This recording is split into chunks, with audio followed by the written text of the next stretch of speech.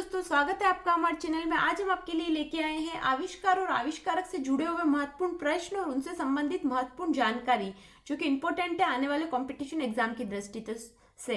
तो चलिए वीडियो को शुरू करते हैं पहले प्रश्न से। पहला प्रश्न है, जीवाणु भोजी किसके द्वारा खोजा गया था? तो इसका आंसर होगा फेलिक्स डी हेरेल और फेडरेरिक ट्वोट। जीवाणु भोजी जो है वह फेलिक्स डी हेरेल और फेडरेरिक ट्वोट द्वारा 1995 में खोजा गया था। अब ये जीवाणु भोजी क्या होता है?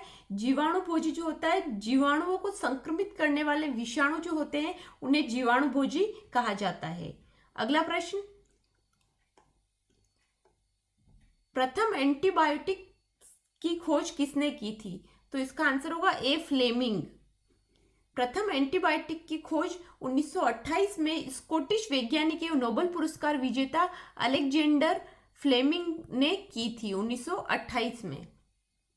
अलेक्जेंडर फ्लेमिंग जो थे वह विश्व के पहले वैज्ञानिक थे जिन्होंने सन 1928 में पेनिसिलिन का आविष्कार किया था और संक्रामक रोगों से लड़ने और उन पर काबू पाने का रास्ता दिखाया था। अगला प्रश्न, निम्नलिखित में से किसने कालमापी का आविष्कार किया? तो इसका आंसर होगा जॉन हैरिसन।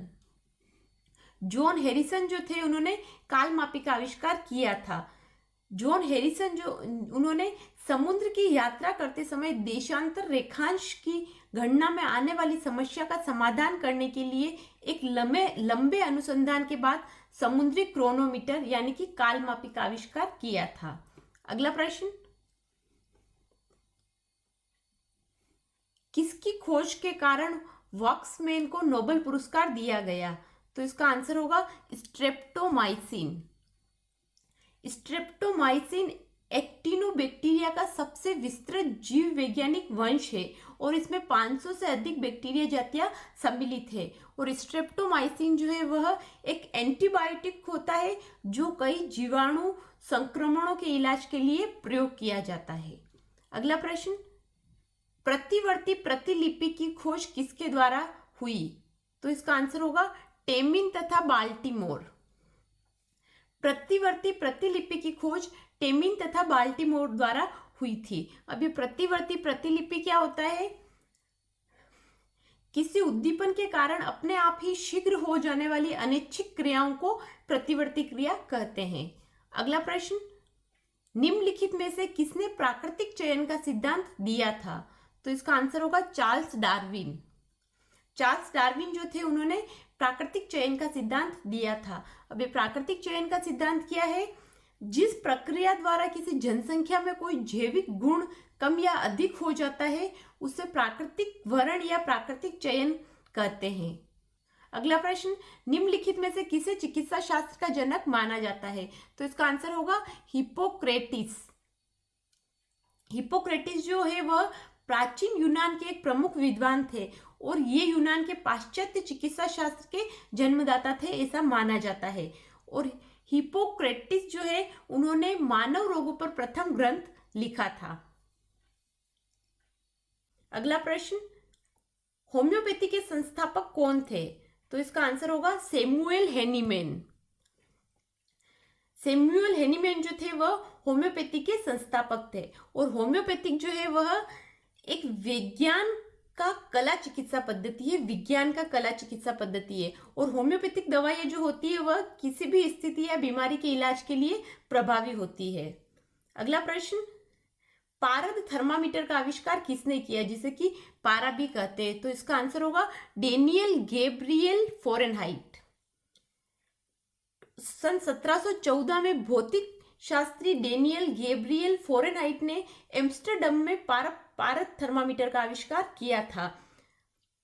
और ये जो पारद थर्मामीटर होता है यह एक बल्ब से निर्मित होता है जिसमें पारा भरा होता है। तो इसका आविष्कार किया था 1714 में। अगला प्रश्न, टेलीविजन का आविष्कार किसने किया? तो इसका आंसर होगा J.L. बेयर्ड। टेलीविजन का आविष्कार किया था जॉन लोगी बेयर्ड ने 1925 में। अगला प्रश्न, सेफ्टी रेजर का आविष्कार किसने किया? तो इसका आंसर होगा जिलेट। जिलेट जिनका कि पूरा नाम जिलेट, जिनका कि पूरा नाम किंग केम जिलेट है, उन्होंने सन 1901 में सर्वाधिक बिकने वाली सेफ्टी रेजर के प्रारूप का आविष्कार किया था। अगला प्रश्न, विद्युत धारा के चुंबकीय प्रभाव का आविष्कार किसने किया?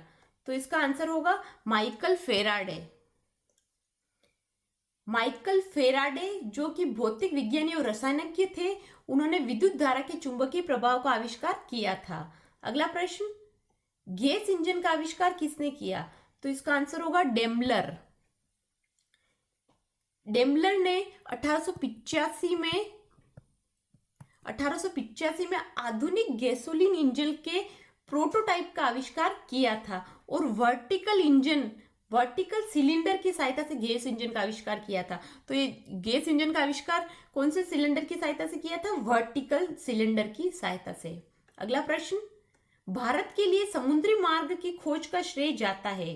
तो इसका आंसर होगा पुर्तगालियों को। सबसे पहले पुर्तगाली नाविक जो वास्को डिगामा जो थे, वह 1498 ईस्वी में कालीकट पहुंचकर भारत व पुर्तगाल के बीच समुद्री मार्ग की खोज की थी। तो समुद्री मार्ग की खोज का श्रेय जाता है पुर्तगालियों को।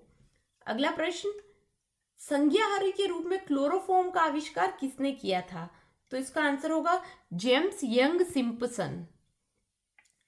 जेम्स यंग सिम्पसन ने संज्ञाहारी के रूप में क्लोरोफॉर्म का आविष्कार किया था। अब ये क्लोरोफॉर्म क्या होता है?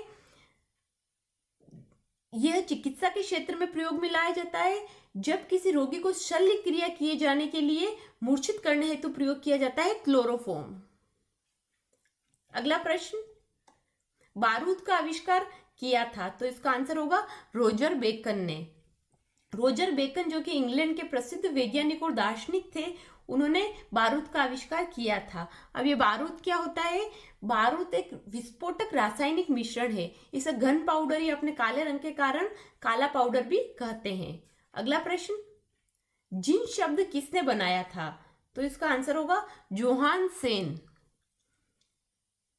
जोहान सेन ने सर्वप्रथम जिन शब्द का प्रयोग किया था 1909 में, और ये जिन शब्द का प्रयोग बनाया था जोहान सेन ने। और कृत्रिम जिन वो क्या अलग है?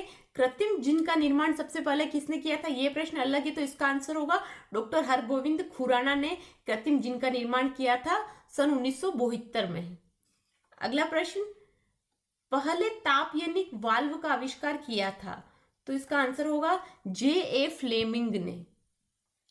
Professor sir John Ambrose Fleming जो कि रेडियो और इलेक्ट्रॉनिक्स के महान पुरुषों में से एक थे और भौतिकविद थे, उन्होंने प्रथम तापयनिक नली को फ्लेमिंग ने 1904 में बनाया था। अगला प्रश्न, प्रक्षेपास्त्र का विकास किसने किया? तो इसका आंसर होगा वर्नर वॉन ब्रॉन।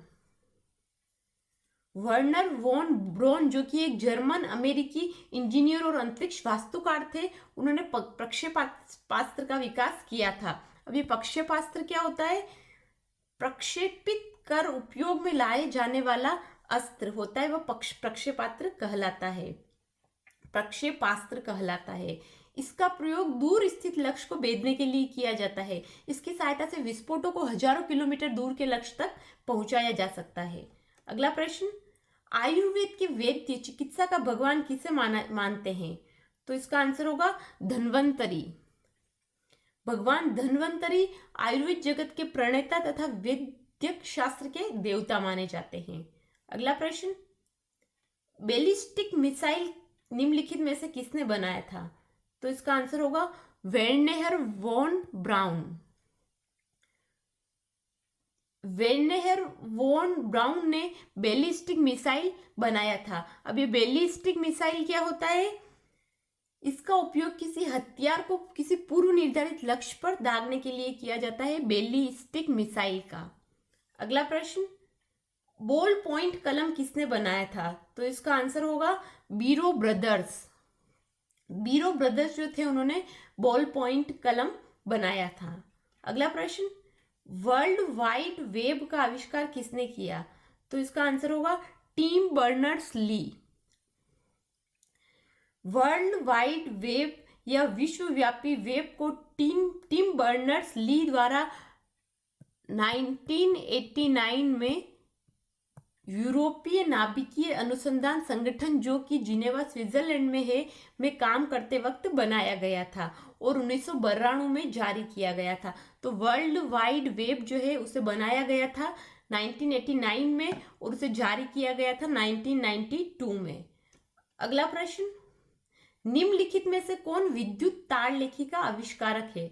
तो इसका आंसर होगा Samuel Finley Breese Morse. Samuel Finley Breese Morse जो है वह अमेरिकी चित्रकार थे। उन्होंने 1837 में यूरोपियन टेलीग्राफ के आधार पर सिंगल तार वाले इलेक्ट्रिकल टेलीग्राफ सिस्टम के आविष्कार में योगदान दिया था।